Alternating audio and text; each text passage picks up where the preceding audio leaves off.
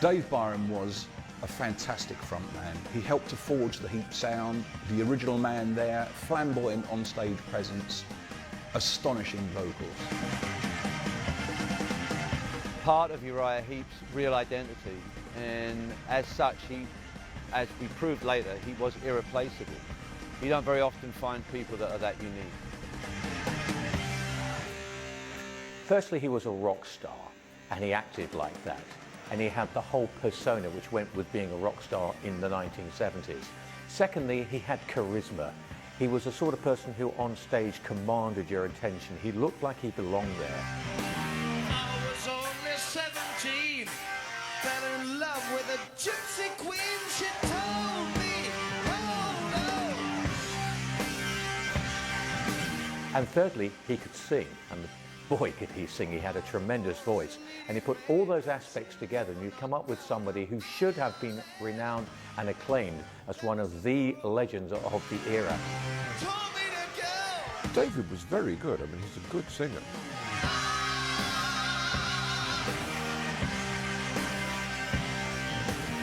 Oh yeah, you know, he was a peacock man, you know, his feathers come up when he was at home, you know. But then I have to say, all power to all of us, we all felt like that.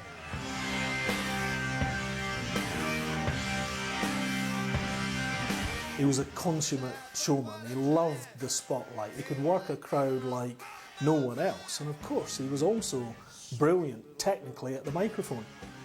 Means all the world.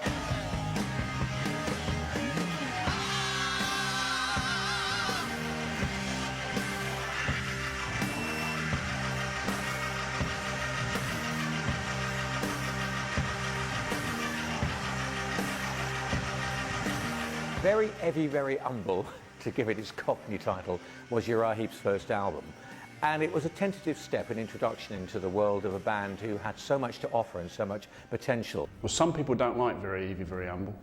I think it's a fantastic album. I think it's an album that has stood the test of time, probably better than a lot of the other early albums. The first album was a distillation of all the best that they've been recording for a long period of time. So I think it was a good album. I think it was a very good debut album. I don't think we knew where we were going, and certainly the lineup of the band wasn't completed by then, but yeah, I thought it was a convincing debut. I thought it was a powerful first record, and that's exactly what it was, a first record. It's not as conceptual, well, it's not a conceptual album, period, but it is a very good collection of songs. Today it wouldn't work because it's not commercial enough, and it was too disjointed. There were many different styles on the record, but in those days that was okay. You know, we were still finding our musical feet. Mick has told me many times since then that how strongly influenced they were by the mega American band Vanilla Fudge, with the Hammond organ and that harmony with the slow vibrato on the vocals, that style. And it's very apparent on Very Heavy, Very Humble. I always remember going to rehearsal in Leicester Square, went down into a basement and they were rehearsing. It's the first time I heard Gypsy. And I went, oh wow, I mean, you know, that is it. That is Uriah Heep.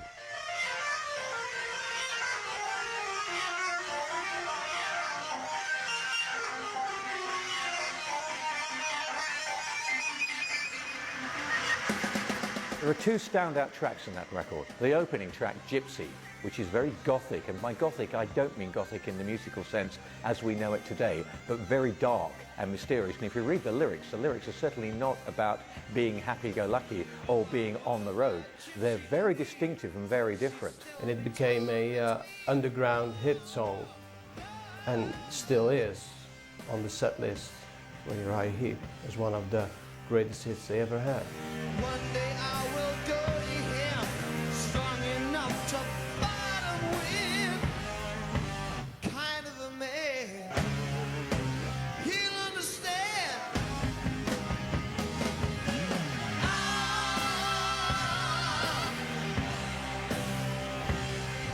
The other superb track on the album is Come Away Melinda. Now that's not a Uriah Heep original. It was done by Harry Belafonte, it was done by Judy Collins, it was also done by UFO, interestingly enough. But to my way of thinking, it was Uriah Heep which gave it its shape and its form. It's Uriah Heep's version which has become renowned today.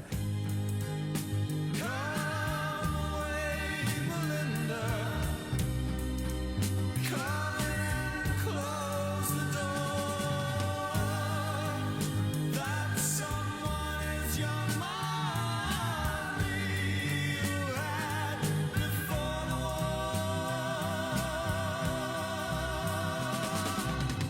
There were some very, very clever little timing changes, such as on Real Turned On, but an interesting point to note is that actually there were no Ken Hensley songs on this first album, or certainly none that were credited. I'm sure he had a lot to do with input and ideas, but this is stark contrast to later work by the band, where the friction started to come in because of his dominance in the songwriting department.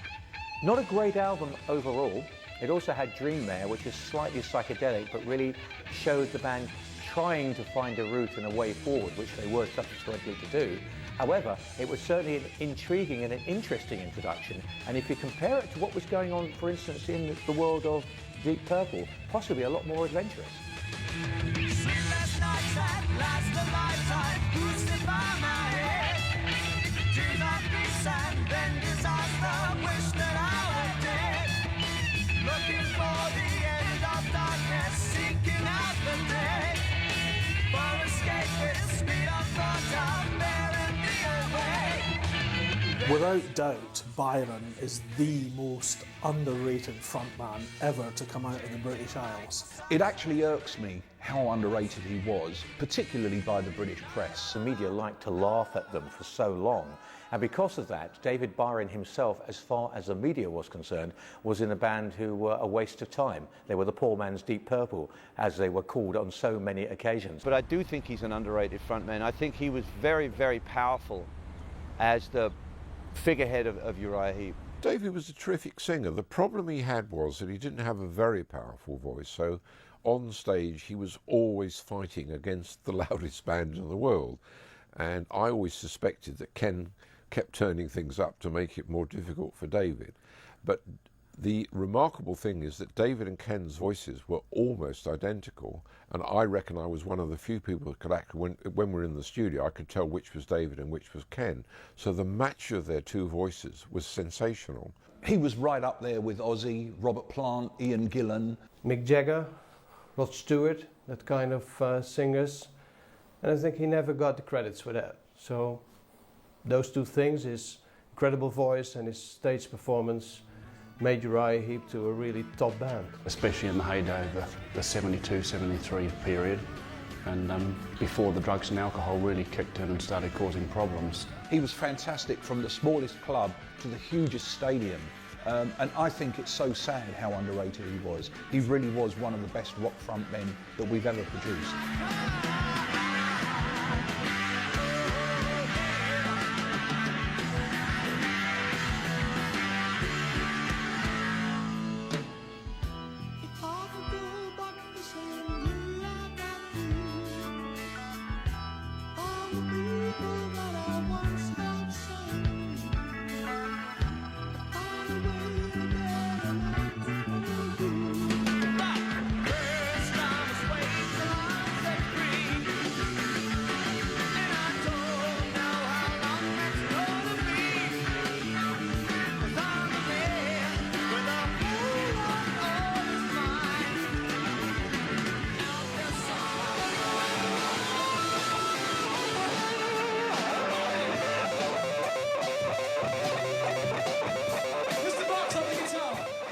Is Mick Box underrated as a guitarist? Well, for my money, he is the single most underrated rock guitarist in Britain. I mean, you listen to anything he's played over the years in the studio, and especially in his live shows. You know, he has a finesse about him that very few guitar players can actually pull off. It's fun, you know. Basically, audiences are the same. It's just that in America you can play to a lot more of them. You know, because you've got bigger venues and everything, you know. Yeah. I think Mick is a terrific showman. I think he's a good guitarist. He's not a great guitarist.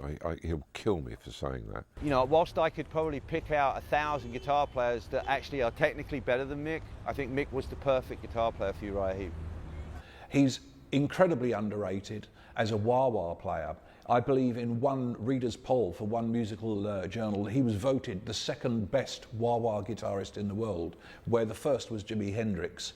And Mick always said to me, well, mate, blimey, he said, number 2 to Jimi Hendrix can't be bad. I mean, the biggest compliment I've had as a guitarist from a lot of people that talk to me is just that they can pick out my solos anywhere, anytime, you know, they can just pick them out, which is fabulous, you know.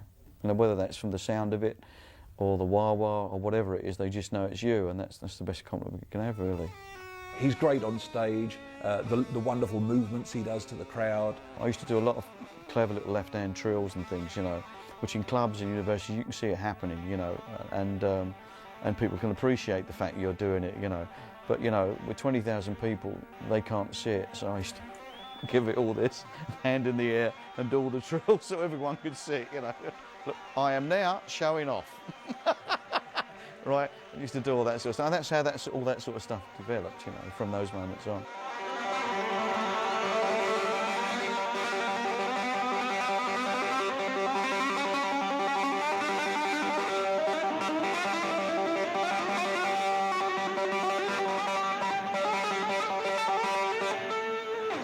Mickey's not a particularly great musician. I mean, he's a good musician, he knows what he's doing. But, you know, I had occasion when I used to go down in the studio and play on the piano the chords he was playing and say, Mick, that's not what you're playing, you know, you should, oh, I didn't realise, you know. So he frequently needed a bit of guidance. He was a great team member. He's a great member of Uriah Heep. It's his band from the start.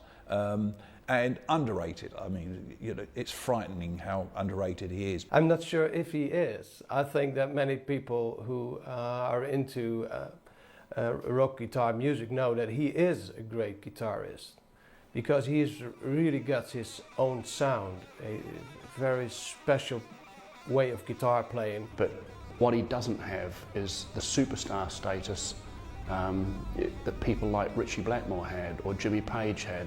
But as a proficient guitar player, he was fantastic. And as a wah-wah guitar player, absolutely second to none in the hard rock field.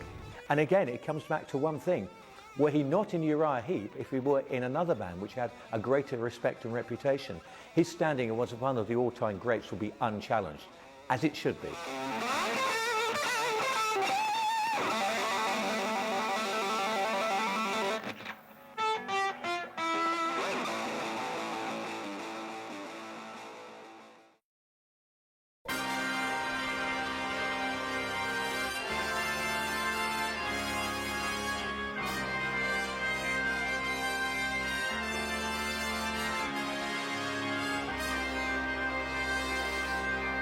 By the time Uriah Heep got to their second album, they decided to do something extremely experimental. They went for a very lengthy epic track, which was the title, Salisbury. I have to be honest, I thought it was a little bit fussy at times. A Byron Box Hensley song when they were at their utmost teamwork. So it worked very, very well. Around that time, a number of bands were experimenting with either full orchestras or with orchestral elements. Pink Floyd did a wonderful job with Atom Heart Mother, which actually went to #1 in the album charts. Salisbury was a great triumph as a piece. It blended together perfectly, probably better than any other contemporary experiments. There are moments in it which tend to meander a little bit, as if the band was still trying to think of a reason to have such a long track. But overall, it's a very epic piece of music, very orchestral and very driven. And it's one of the best things that Uriah Heep were ever to do.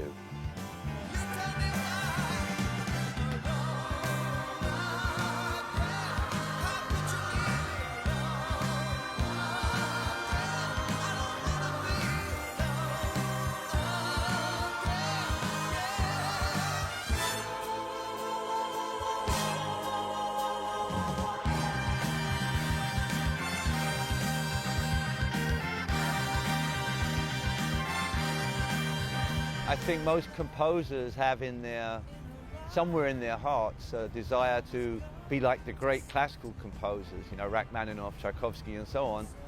So I guess it was my first attempt at being expansive, you know, and bringing in an orchestra and all this other stuff.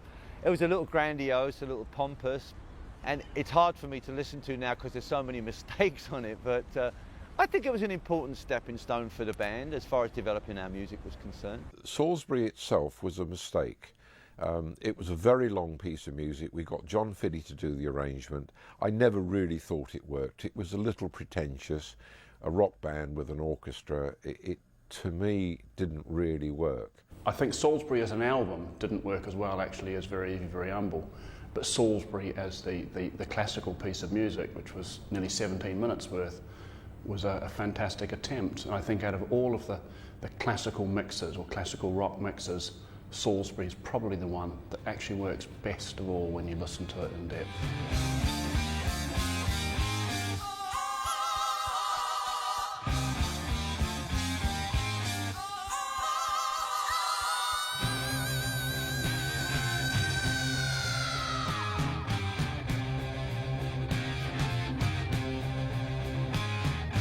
I can see that look that says beware.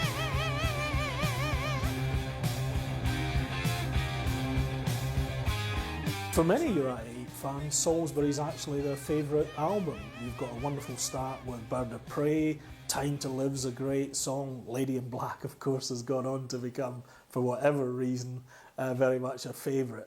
And on the reverse side, you've got the whole of Salisbury, which was a really successful experiment with orchestra. So it still is a great album. We had a real problem with the cover. Phillips decided to do the cover for us, which is something that was a big mistake. We weren't happy with it, and we decided that we would always do our own covers from that point onward. The Salisbury album, to my way of thinking, has three highlights. The title track, the epic, the momentous occasion which really brings the whole album to a crescendo. Bird of Prey, which lives up to its title because it swoops and dives and has a tremendous interplay between Mick Box and Ken Hensley on guitar and keyboards respectively. And then there's Lady in Black, which is one of the epics. So simple, so straightforward, very acoustic. It's become a huge anthem, especially in Germany, where it's been a hit on more than one occasion. I don't think there can be a German alive over the age of 40 that doesn't have a copy of this track. 2 chords and a chorus with no words in it. I mean, that way to go. For she, the mother of all men, counsel me so wisely, then I feared to walk alone again and asked if she would stay.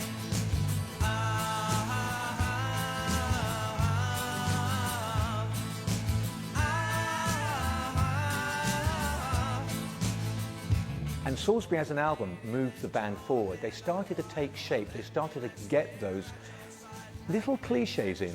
And I use the word cliche because later on they were certainly to become that for Uriah Heep. But at that point, they were introducing identity, the multi-stepped harmonies, the melodies, the feeling of something really heavy, but something really accessible. So Salisbury was definitely a step forward and a significant one.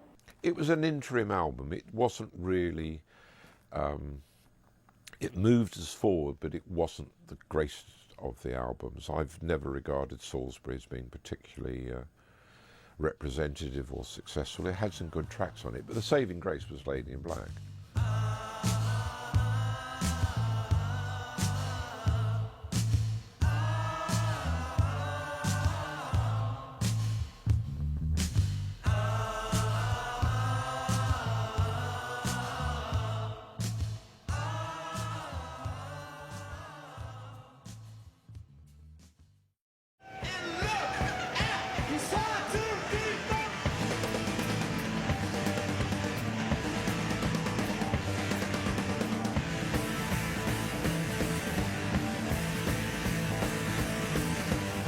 By the time they got to Look at Yourself, they had more of a shape to their sound.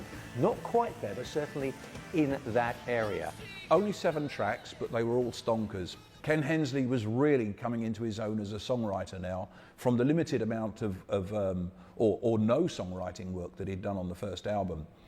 I think you can find, even in the most negative things about Uriah Heep's history, even in the songs I don't like, even in the albums I'm not too fond of, there's still something incredibly positive about it, and a reason to celebrate, because it was a stepping stone for the band. It was a progressive thing for the band. I think it was the record that put them on the map as far as America was concerned, and it was definitely a good piece of hard rock mixed with progressive rock.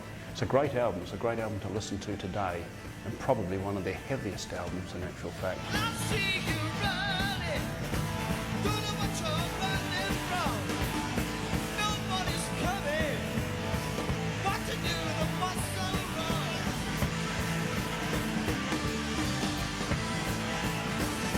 There is no filler on that album, and it's really rocking. It's really into the music Uriah Heep was trying to develop. So, another classic, really. And Look at Yourself itself, the opening track, the title track, is the one, apart from July Morning, that really shows they're getting there, because there's everything you want from Uriah Heep. It's got a little driving rhythm, it's got melody, and it's got those harmonies, and it's got some wonderful guitar performances from Mick Boggs.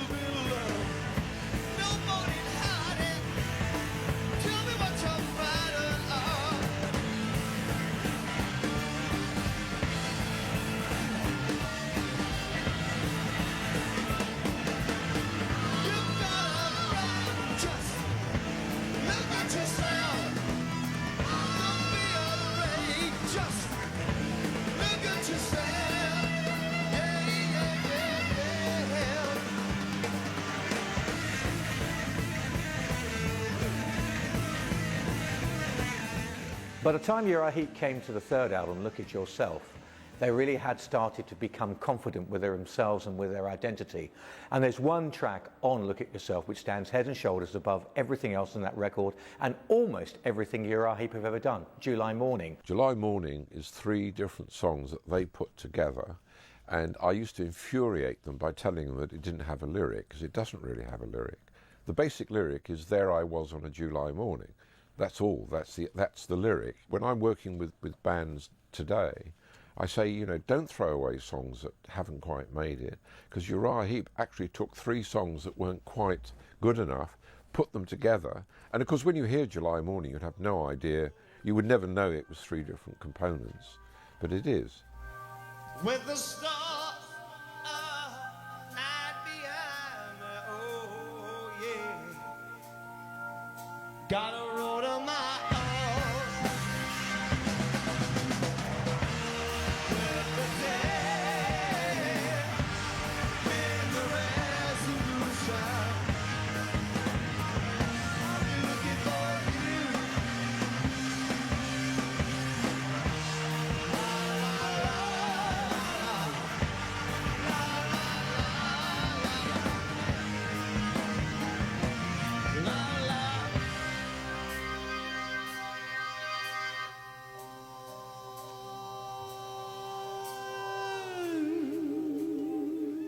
It's an anthem, and I think that it's actually in the vein of Deep Purple's Child in Time, Stairway to Heaven by Led Zeppelin, of course. The typical Uriah Heep hallmark in this song is that it starts off very slow, with emotional singing from David Byron, this Hammond organ, and then it bursts out.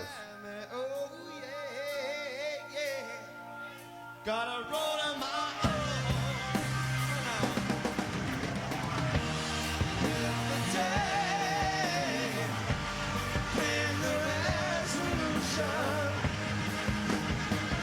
I'll be looking for you.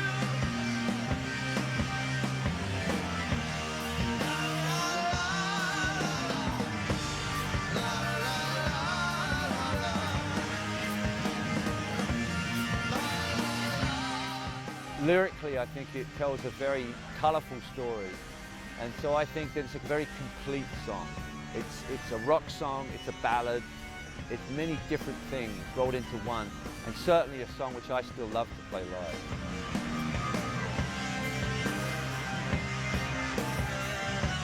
It worked wonderfully well at the time, and 35 years later the band still play it as a showcase in the set, and it still works gorgeously.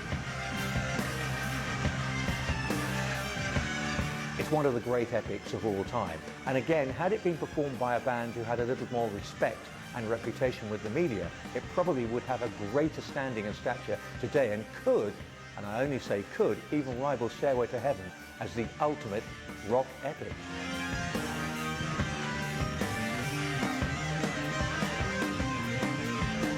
Ken Hensley, as a writer and a composer, he was and still is, a phenomenon. The biggest selling records that the band ever had, by and large, were written by Ken Hensley. Ken Hensley was the other arm of Uriah Heep's compositional power and axis. You had Mick Boggs and you had Ken Hensley. Now, Mick Boggs understated. Ken Hensley never understated, he over-elaborated. And to some extent, that was always his Achilles heel. He was never going to be a flamboyant, over-the-top showman because he didn't have the technical expertise.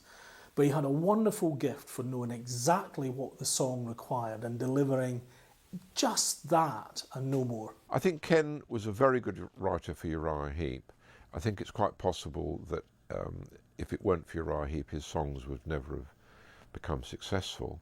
I think the key mark is, or the hallmark is that, of course, he didn't write songs successfully for other people. So he's not a great songwriter, but then maybe Uriah Heep didn't need songs, they needed material. And there's no question about it. All the best tracks that Uriah Heep ever recorded were written by Ken. And the rest of the band resented that, because of course his royalty checks for his songwriting were far in excess of what they were making. I've always written. When I was young, I used to write poetry. In fact, I only started playing a musical instrument to turn my poems into songs, which is why I don't play like anyone else. I never learned how to actually play. All I did was learn how to accompany myself. He tended to overplay, and because he overplayed, sometimes it took away from the songs. But there's no doubt he could really play his keyboards wonderfully well. And to a great extent, it was Ken Hensley's keyboard sound which defined what Uriah Heep were all about. Never anything too flash, just absolutely what was appropriate for Heep.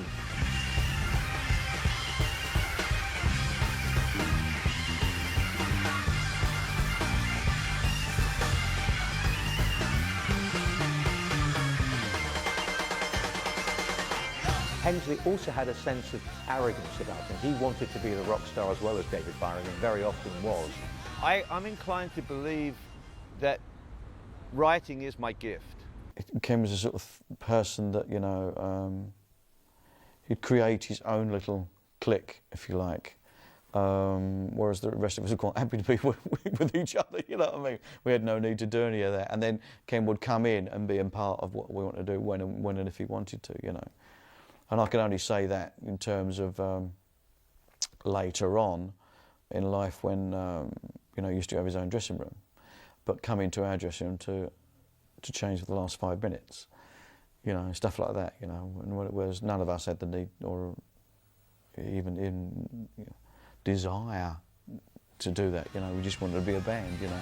When there were the rifts in the band, they could quite easily have turned around and said, we're not going to do any more Ken Hensley songs, but I think the case would have been there would have not been any more Heep fans. There's no question about it. He could write pop songs and he could write epics. He had that ability across the board. And I think to some extent that's what made Uriah Heep happen. But it also seemed to dominate and overshadow so much else that was going on in the band. You sometimes felt he would probably have the last say in who wrote the songs, and it would always be him. When the time came for the band to need new songs, I always had plenty of songs available. So it started really with Salisbury, and then it kind of grew and grew and grew until every time we went to record, I always had a big bag full of songs for us to choose from. When they went through the Demons and Wizard phases with all the tales of sorcery and mystical lyric styles, they were very, very well put together. His lyrics were very intelligently put together. He's an intelligent man and he's a great and prolific songwriter. And I have to mention the strong slide on Tears in My Eyes. Ken Hensley was beginning to build a reputation as quite a formidable slide player, and there weren't too many guys in this country. And that to me was the icing on the cake, the slide solo on Tears in My Eyes.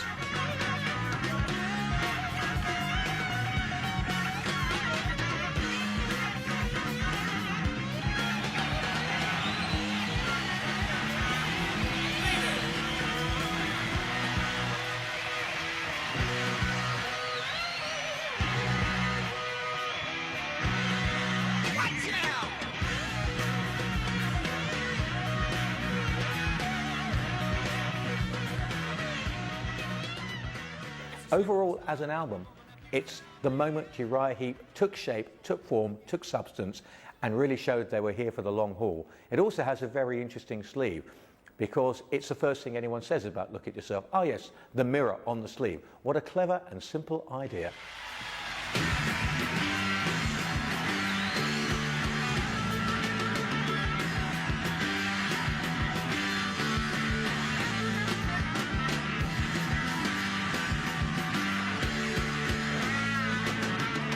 Demons and Wizards from 1972 was definitely a career highlight for the band. It was their 4th studio album and remains absolutely my favourite album from the David Byron era. It is quite magnificent from beginning to end. Everything came together, everything gelled. From the opening track, The Wizard, which is very mystical and also, again, very sharply focused, through Traveller in Time, through Circle of Hands, Easy Living. Every track on that album is a masterpiece. And then you can hear this band is young and aggressive. They lay their heart and everything in those songs. So you can hear that, you can feel that.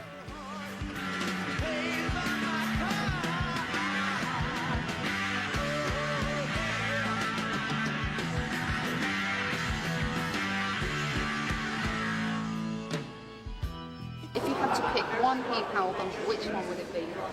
Demons and Wizards, because it was my first and it was the one that went gold, and it gave me a chance to express my drumming, my singing, my harmonies and my songwriting.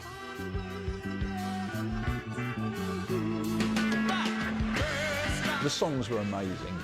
The Wizard and Paradise, both in the key of C with detuned acoustic guitars. Ken was very fond of detuning the acoustics, and these were detuned 2 tones down to the key of C, which provides a really fat rhythm sound. The best album they ever made, the most successful album they ever made, and the only album that was made piecemeal. All the other albums were made with the intent of going in the studio and recording enough for an album. But Demons and Wizards, we did The Wizard and Easy Living separately. Then we did some other tracks, and that became Demons and Wizards. And we think that a number of people in America thought there was some subtle underground meaning to the album, which there wasn't. It was never intended. And we called it Demons and Wizards because we had The Wizard and we just put it together that way. It was certainly a highlight for me from a composition standpoint, because I feel that Paradise and the Spell is probably one of the best songs, or combination of songs I've ever written. The Spell is worth mentioning because this must have been a hugely satisfying exercise for the band to record. It's an epic piece of work with various movements in it. It changes tempo, it changes key, it changes time signature.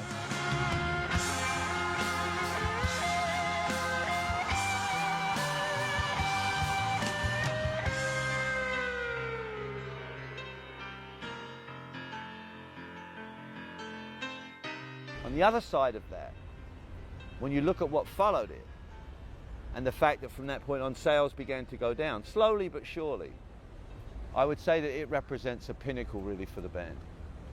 It also has the ultimate Uriah Heep cover artwork done by Roger Dean. This is the moment when Uriah Heep arrived. The Wizards and Demons was an odd cover for me because it was a painted cover way back in the early 70s, when I would really describe my early work as I drew and I coloured the drawings.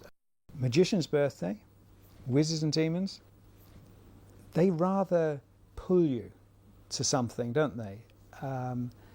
I think I took an original take on it, but it wouldn't have been any sense me doing Flying Elephants for Magician's Birthday, I guess. I don't know, maybe it would have. But I think if they had gone to the extent of calling their album Magician's Birthday or Wizards and Demons, they had an idea they wanted to be picked up on. And I was willing to do that. I had ideas to explore in that direction, so it worked for me.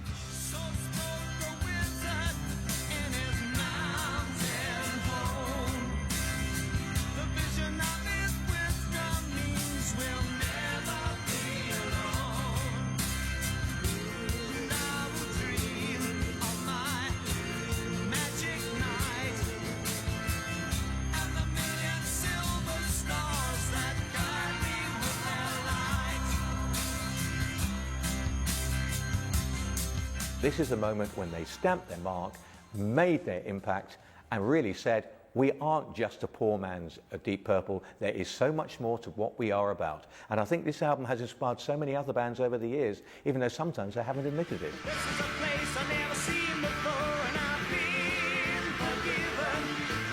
Easy living, and I've been forgiven since you Easy Living is a Heep classic and a hard rock classic in my eyes. It's less than 3 minutes, full burst of energy and melody and vocals. That's superb song. It's wave your fists in the air. It has a tremendous sense of driving forward, great riffage, great melody, and it's very sharp and focused as well. It doesn't overstay its welcome.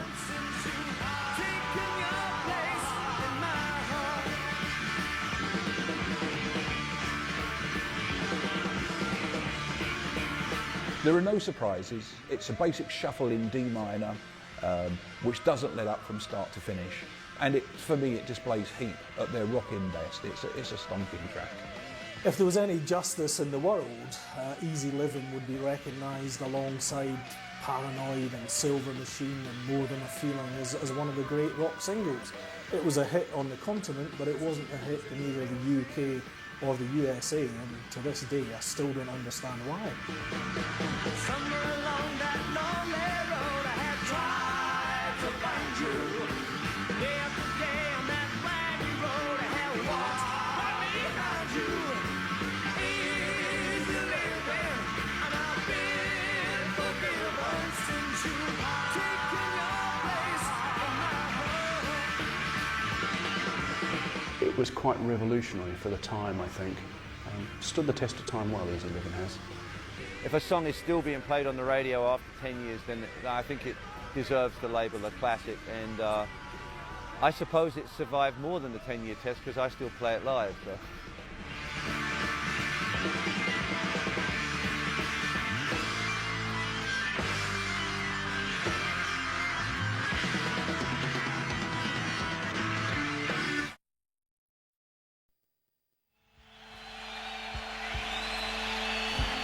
What Magician's Birthday did have was an all-time classic opener in the form of Sunrise.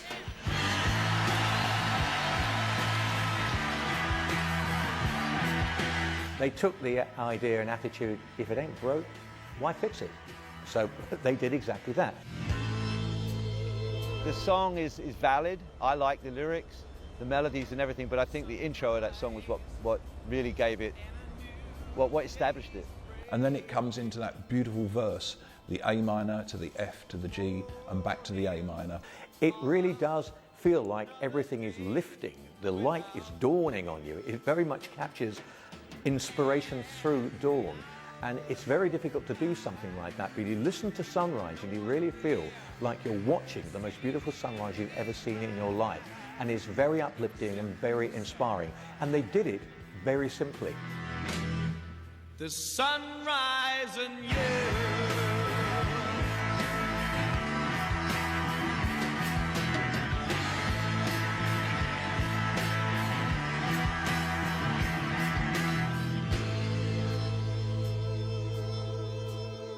The harmonies to me are what are the spice on the cake. It's a fantastic live number, and I think it blew a lot of people away when it first came out.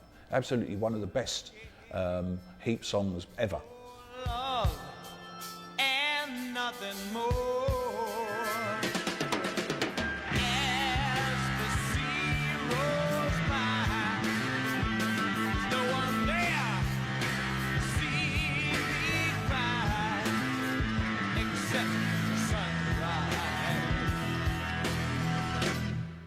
the sunrise and you.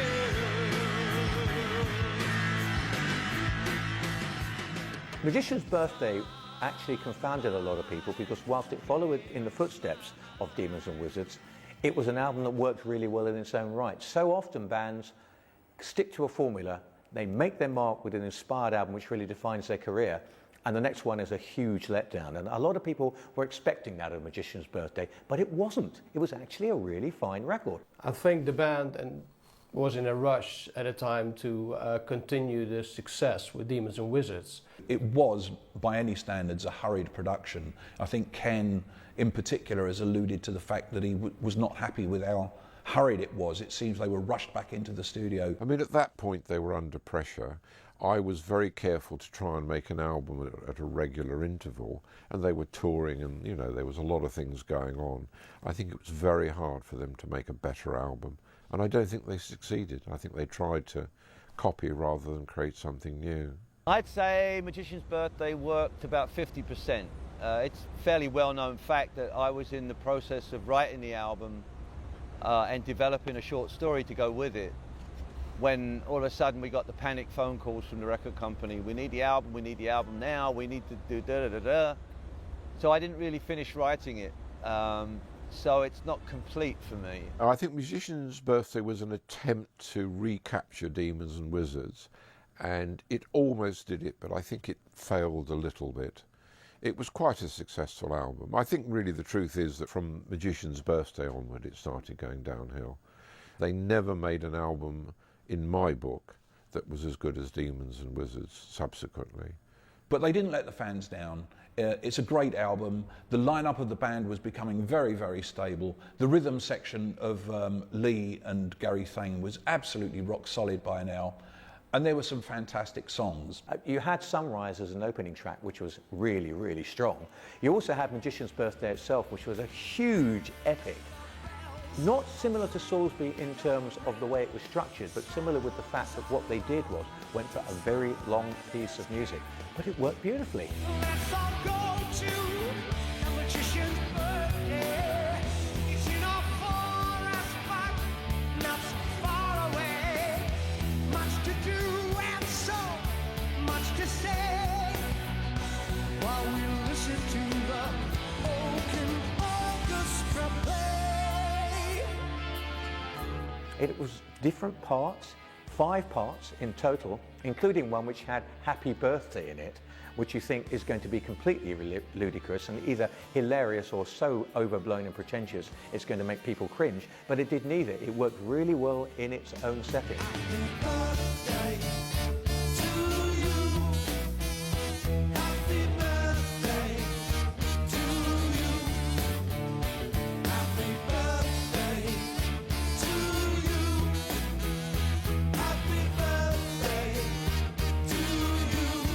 And it also had Sweet Lorraine, which is another great song, another great anthem. All in all, a great album and a milestone for me in the band's career.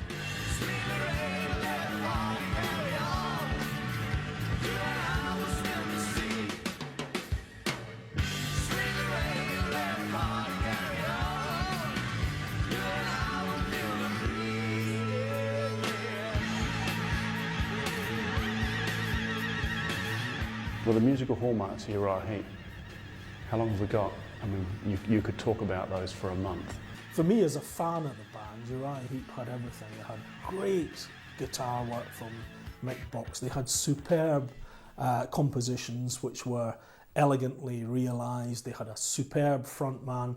Gary Thane played inspirational bass, and Lee Kerslake is one of the great rock drummers of all time. So as a unit, all the elements were there. First of all, it was simple songs, high energy, understandable, relatable lyrics, and very, very clear melodies. I think the best part of Uriah Heep were the vocals. I think the guitar work was standard. I think the organ playing, keyboard playing was good but not exceptional. But I think the vocals were exceptional, and I think that when David left the band, he was never replaced. And then you have the ultimate Uriah Heep cachet, the multi-stepped vocal harmonies. No one else really did it in that way. They were called the Beach Boys of heavy metal, and to some extent that's true, although their harmonies were slightly different. They would step them. You had them actually really going up in a choral sense that was very different to the way that the Beach Boys did it. And I am still convinced to this day that although Queen get a lot of praise, and as they deserve, for their vocal harmonies, Uriah Heep were really the pioneers of a certain style of vocal harmony that, again, they never got credit for at the time, and certainly, subconsciously maybe, influenced Queen.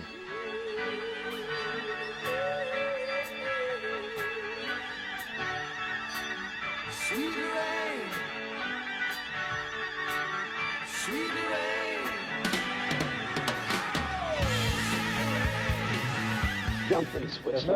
America and England are the places we like playing the most, because America is the most organised country for rock and roll, and England is our home, so we enjoy playing there. But, you know, we also enjoy playing in Europe. We must prepare the way.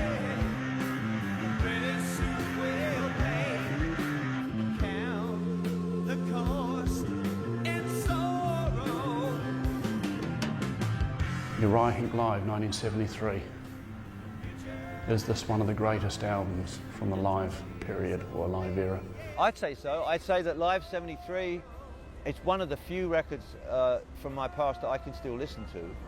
The energy on that record's amazing to me, and that's why I can still listen to it. For my money, it's up there with some of the greatest live rock albums that have been recorded. The Who live at Leeds, Purple in Japan.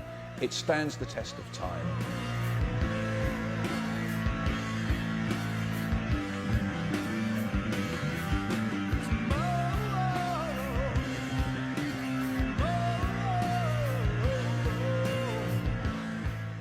It's the best live album I've ever done. I wouldn't say it's the great live album of all time, but it probably is in many ways because, I mean, they were terrific on stage. We had this idea of recording a series of gigs and taking the best performances out of each gig.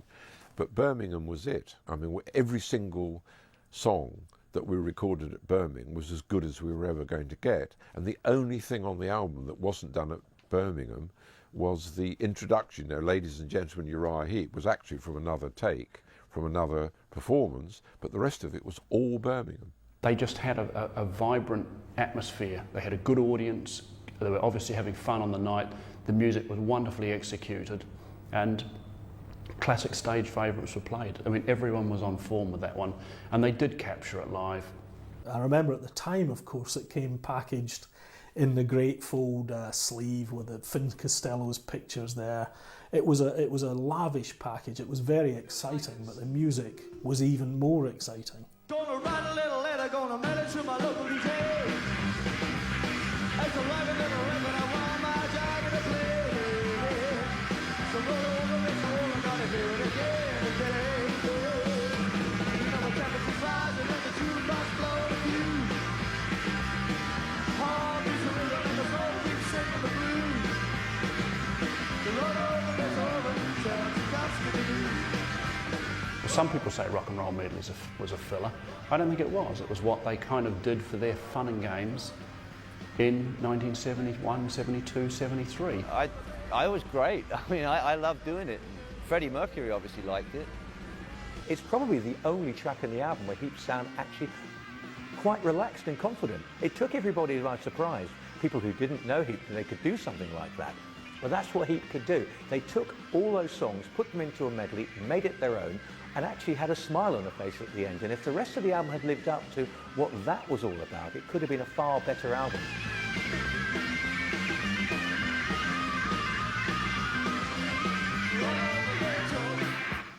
Roll over Beethoven, roll over Beethoven, roll over Beethoven, yeah. Roll over Beethoven.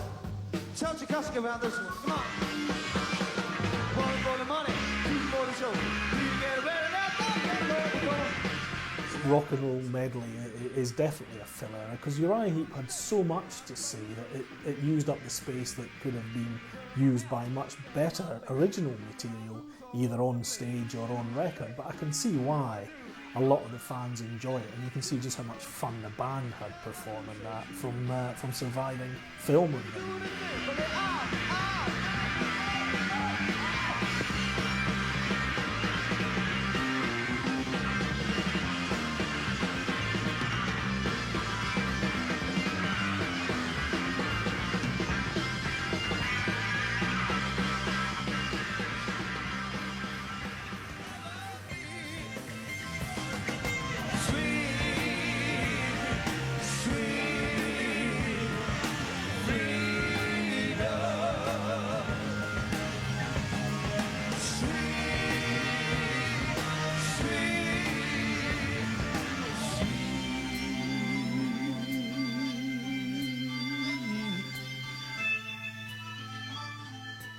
Sweet Freedom from 1973 was the band's 6th studio album in a very short space of time, and they were obviously pressurised. Sweet Freedom was called Sweet Freedom because we'd left Mercury Records, and a lot of people don't know that. It was following in the footsteps of two giants. Now, it could have been the third in the triumvirate, but it doesn't quite really come off. It falls flat on its face a little bit. I think Sweet Freedom was the best studio album the band ever did.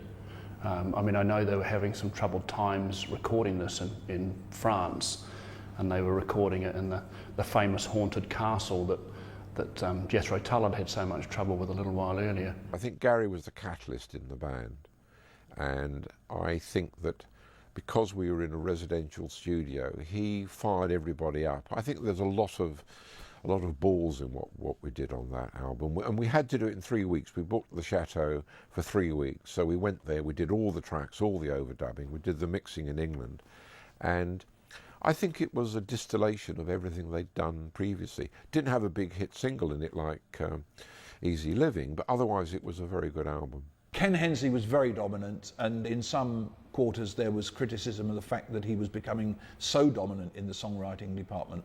I just don't think we were communicating as well as we were, and there were some other external issues that were beginning to become too important to us. Tax things and personality issues, ego problems, and financial things, which were becoming a little bit out of hand by then. Take me across the water, 'cause I need some place to hide. I done the rancher's daughter, and I showed it hurt his pride.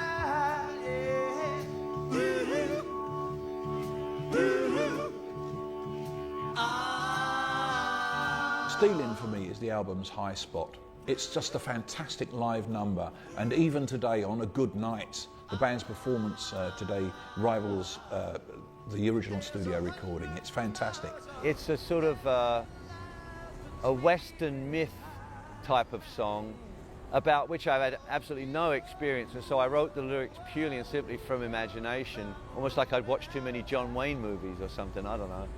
But it's the song itself, Stealin', starts off like July Morning. It starts off with a soft Hammond organ, a great emotional voice, the mystical lines, and it bursts out, and you can sing along with it.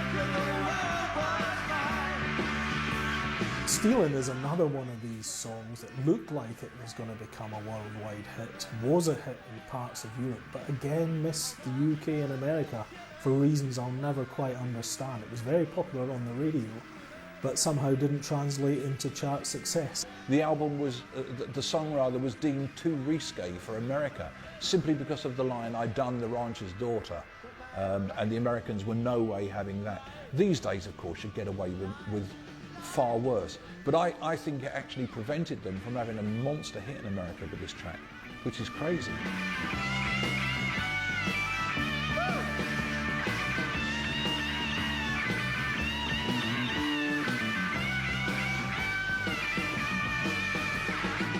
Gary Thane, to my way of thinking, is one of the most underrated, possibly the most underrated musician ever to be in Uriah Heep. He was not just a backbone bass player, he was, as Hensley said, the best musician in the band.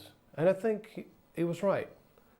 He took essential rock and roll, which is just, you know, foot to the floor, everything on 10, and added such class to it in his bass playing. And I don't think there's any other way to describe it as that. He brought just pure class to the band in his playing. He could play anything.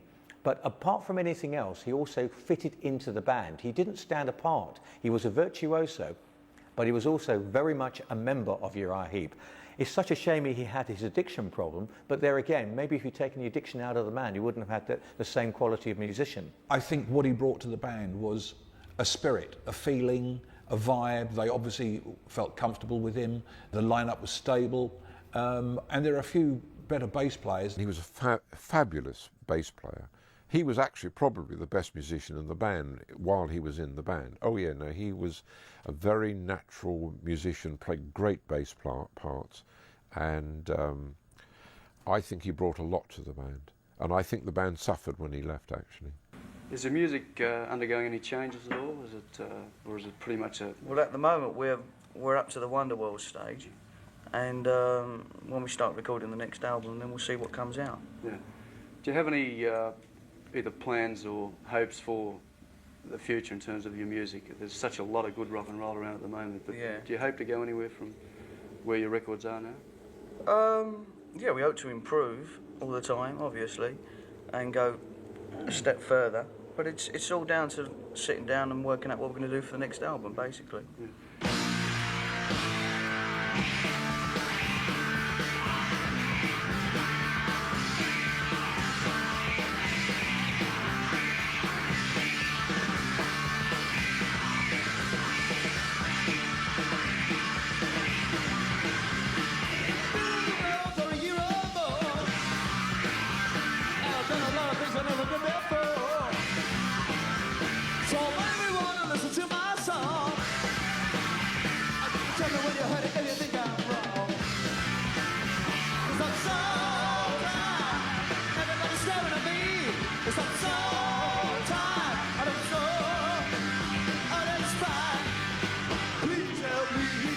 At the time of Wonderworld, 1974, there was a lot of criticism that the band was starting to flag musically. It was their 7th studio album, and they were obviously pressurised into it. Problems with Wonderworld were, one, we recorded it in Munich, and this was all done for tax purposes, which is the wrong motivation. And I'm always a believer in that wrong motivation, wrong result. Maybe also production has got a lot to do with it. They worked with Jerry Brom from day one. He played an integral part in the band. He was a crucial member, as it were, of the Uriah Heep entourage. But you get the feeling by the time they get to Wonderworld, he's not pushing them. He's satisfied with less than 100%, and if he's satisfied, certainly the band are, which is a shame. We were terribly disconnected. People were showing up on the wrong day to do things. Nobody was focused. David's drinking was totally out of control. Mick Box went to the studio on Saturday to find that we'd all gone home because we'd finished, and he didn't even know. So that's how organised it was. And I still don't know how it happened. I mean, it was unbelievable. You know, Mick phoned me up over the weekend and said, "What the hell's going on?" I said, "What do you mean?" He said, "Well, you all went home and I didn't know we'd finished." And I said, "Well, Mick, I mean, we all went home. Where were you?" So that's how bad it was. There's some very good songs on Wonderworld, but I think once again, things within the band had become so out of hand that it didn't have a chance of being really polished. But the two poignant songs on the album that just about sum it up is one called We Got We and the I'm So Tired song of Ken Hensley. We Got We seemed to be a cry for reassurance that they were a tight unit still. And I'm So Tired, it just says it all. It's just about his weariness at life on the road. And so those two songs sum up the whole mood of the album for me. Where can you go? Where can you go? But there is no one to show the guide. What did you say? What did you say? Have you been thinking about me day and night? I knew Gary had a drug problem.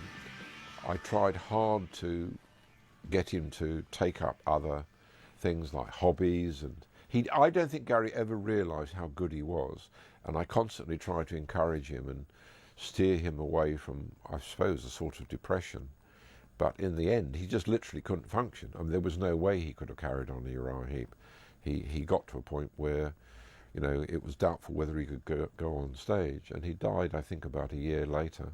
They found him dead in the bath, so I mean, there is a very good example of success killing somebody, tragically.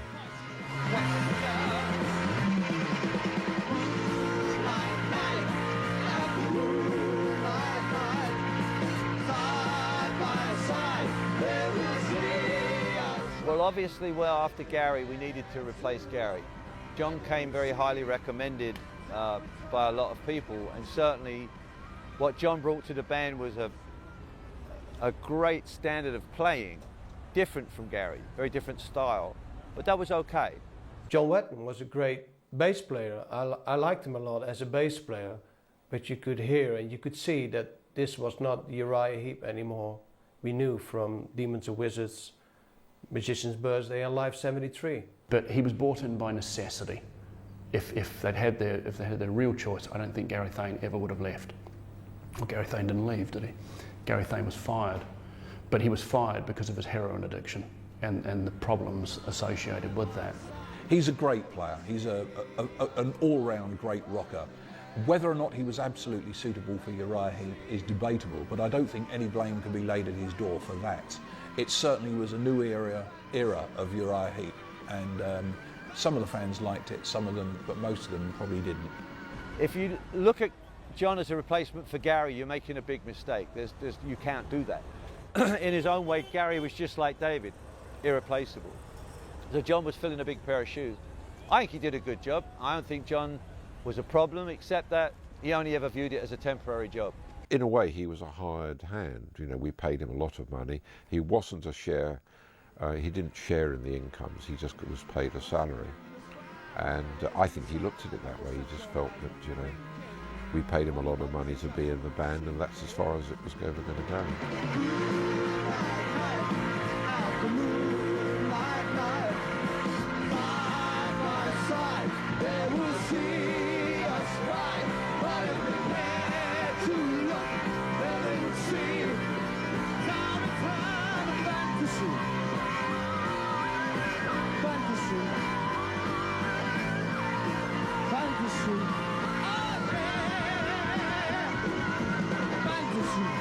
Return to Fantasy is one of the weakest albums that the band did, in my opinion. There are some high points on it. The title track itself is very much classic Uriah Heep. It has all the elements which go to make Heep what they were at the time. But we're talking about a point in time when the band was really struggling to hold itself together. Even the title gives away what we were trying to do. Return to Fantasy, we're going back to Demons and Wizards. We're trying to suggest that there's something mystic about the album, and there wasn't. John Wetton came into the band very different to Gary Thane in the fact he was much more of a progressive style of bassist. And he'd walked in from bands like Roxy Music and King Crimson into a band that were in turmoil with substance abuse, internal feuding. No, I think that David had progressively got into a situation where he drank too much. He was taking whatever he was taking, Valiums and uppers and so on, that was affecting his on-stage performance. He was getting more and more impossible. This was a chap that when I first met him was the nicest English gentleman you could ever meet, and would go into my office and butter up the secretaries, and everyone thought he was wonderful, and 4 or 5 years later he'd become an absolute monster. We didn't take the time to write or rehearse it. We just kind of said, oh, time to make a record. Ken, bring some songs, boom, do the album, finished. And I don't think we paid anywhere near enough attention to it. As it stands, unfortunately, it's a little bit of a letdown. Better than Wonderworld, its predecessor, but still not really up to the standards they set with Demons and Wizards and Magician's Birthday. And even before that, with Look at Yourself. I really don't think that from that point onward we were making albums that were any more than a sort of shadow of, literally a shadow of what we'd done before. Tell me what you do when it's over, and everyone around you is gone.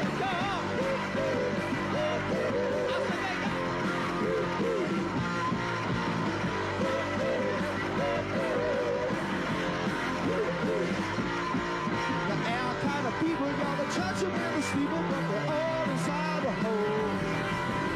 We got what you need. Without a doubt, there are a number of fillers on Return to Fantasy. Like Shady Lady and Prima Donna. Prima Donna is almost just like a pop. It sounds like Cliff Bennett and the Rebel Rousers or something, or one of Elton John's rockier tracks. David wrote Prima Donna because I once said to him to stop behaving like a prima donna, and he said, "What's a prima donna?" And I explained to him, and he said, "Oh, great." So he wrote a song called Prima Donna. It wasn't a very good song. I mean, it's just, you know, again, we were getting down to the point that they were trying to compete with Ken. And for some reason, it's very interesting, they never ever wrote a song that was anything like an equal to what Ken did. Well, when you ask me, I would have skipped Prima Donna, but I never would have skipped Shady Lady. I think Shady Lady is a really good live song. It's aggressive. Maybe there's not much vocal harmonies, not much hallmarks, if you want to say it like that. But I think it's a very strong song. I said, what? Don't you think you're trying to let me upside down? You said, well, I don't care. I've been everywhere, and I've not been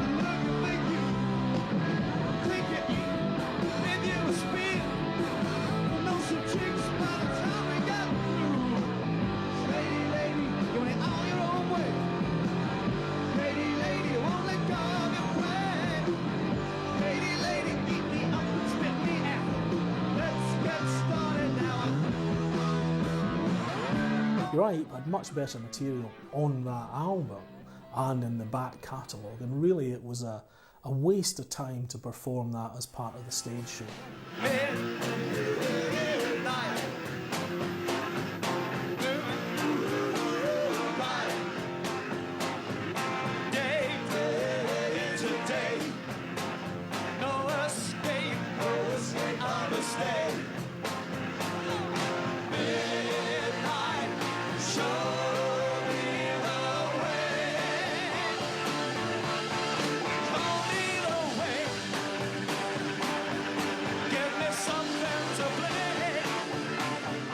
I think High and Mighty to the band at the time was a disappointment. I mean, the band had a lot of money, they had the trappings of the money, they had huge problems within the band, they had problems with the management with Jerry Bron, and of course shortly after the recording of High and Mighty, David Byron was fired because of the alcohol problems that they had. He just became impossible, and I think that I had to make a choice really between Ken and David. I mean, Ken would not have stayed in the band if David had stayed. There was animosity between them. They just didn't get on very well. But actually, in the end, it was a very difficult. It was a dilemma in the sense that if you got rid of Ken, or if Ken left the band, we wouldn't have got rid of him. If Ken had left the band, we'd have had no material, and if David had left the band, we'd have no one to sing the songs. We made a decision that wasn't a good one. Things were falling apart, record sales were dropping off, blah, blah, blah. We decided it was all Jerry Bron's fault, which of course it wasn't. I mean, he may have had something to do with it, but it wasn't his fault. So he became the lamb for the slaughter. So, Jerry, you're fired. You're not going to produce this record. We're going to produce it ourselves, which meant Joe Bloggs was going to produce it because I had co-produced with Jerry and so on. High and Mighty was produced by Uriah Heep. Sorry to laugh. They have no idea how to make records at all. It wasn't a very good record. They had one of the best engineers that we'd ever fostered in my studio, your Roundhouse recording studio, Ashley Howe. So Ashley was a terrific engineer, but it wasn't a good record.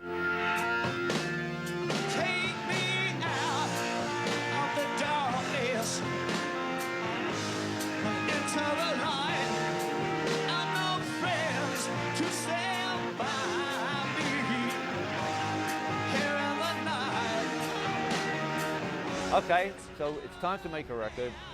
Who's got any songs then? I guess, Ken's got some songs. So I bring in a pile of songs.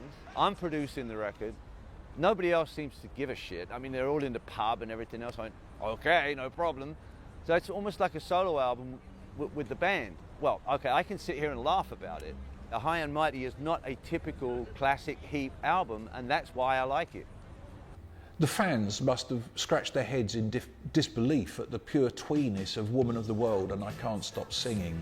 You know, for me, they have no place on a Heep album. If you hear the song I Can't Stop Singing, you think, my God, why did they put that on?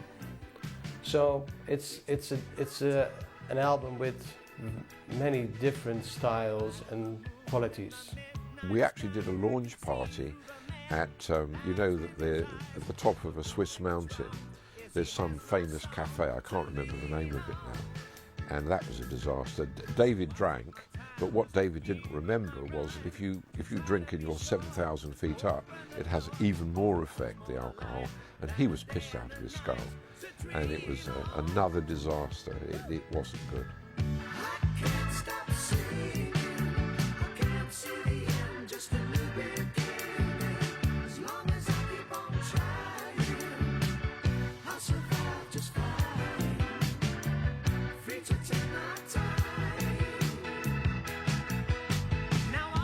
I think, well, I've always known Uriah Heep's been a world-class band on a world stage. You know, I've always felt that, you know, and that's been my drive all along, you know. In the days with David Byron in the band, there really was no finer group than Uriah Heep. Are they given enough recognition as a band for the influence they had? Well, certainly not by the press. They were scathing pretty much all the way through the early career. One of the main reasons was that Jerry Bron promoted the band in England heavily, so heavily that the musical press got about a little bit cynical about it. So they start bashing the band from the first album on. We were part of that heavy metal, hard rock, pop rock thing that came out of England at the end of the 60s into the early 70s. We took the rebelliousness of The Who, we tried to refine it a little musically, but we took the energy, along with Deep Purple and Sabbath and Zeppelin and bands like that, we took it all over the world, and everywhere I go in the world now, I meet people that were influenced by it. I mean, this is a band that has influenced probably every rock band from 1973 onwards, if they're a hard rock band in some way or another. You know, and you've got major bands like Iron Maiden and Queen, which have cited them as a prime influence, and I don't think they were ever given the credit they were due. They were a team band. None of them were terrific musicians, but together they were a very, very powerful unit. Somewhere along that lonely road I had tried to find you. Yeah.